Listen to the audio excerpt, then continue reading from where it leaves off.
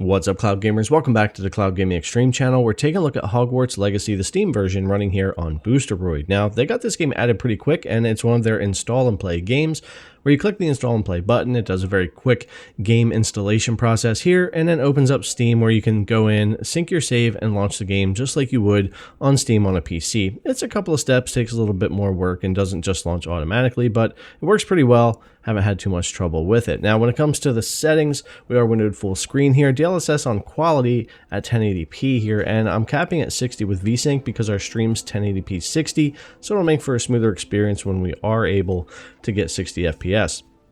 I have the settings all set to high here and no ray tracing for the moment, but we'll take a look at that as we get farther into the video. Now, performance for this game is going to really vary depending on where you're at. In this particular area, we can mostly get 60 FPS with these settings, but there's other areas of the game you're certainly going to go and dip below 40. The other issue with Hogwarts so far that I have found through testing it on about 3 different virtual machines in the cloud is that this game really just doesn't use resources well with a VM.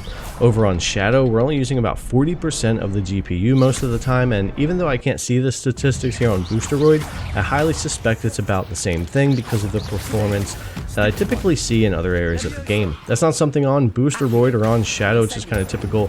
It happens sometimes with these games when it comes to resource management and really getting the performance out of the virtual machines. But all in all, the gameplay experience has been pretty good here on Boosteroid, even with those little bit of issues and hiccups that the game itself has, and plus just being on a VM to begin with. Now, let's take a quick look over here at Ultra in the same area where we're typically getting 60 on high. It is going to give you very similar performance here, but it's going to vary just a little bit. You'll see it dip a little bit more down 54 and that type of thing, and it might dip more in other areas of the game. And it's not that the RTX 6000 isn't capable of doing a better job here, but between the game zone issues, the CPU, and those type of things, I'm just going to kind of stick with high and avoid Ultra for now. Getting over into Hogsmeade area as well, this is a spot that tends to run really rough. This is still on Ultra here, and we'll be kind of like in the 30s here. We might bounce up to 40s here and there, and it does feel pretty janky to run around and a lot of stuttering versus what we were just getting in the other area of the game. Now, switching over here to high, you're going to see pretty much the same thing, though. You're not going to get a much better performance in Hogsmeade with these settings, and you'll see the same kind of dips. This is just something going on with the game as well as the virtual machine situation that I was talking about earlier. Now, turning on ray tracing just for the fun of it, that really does take a hit. I'm going to just advise staying away from ray tracing altogether, especially since it would appear that we're not really using all of our GPU and getting all the power available to us with this particular game right now in the cloud.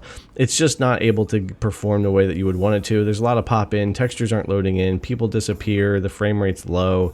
I would advise staying away from it. I would just pretty much stick with our high setting that we've been showing here. Use DLSS or not, you're still going to get pretty good performance because we're at 1080p.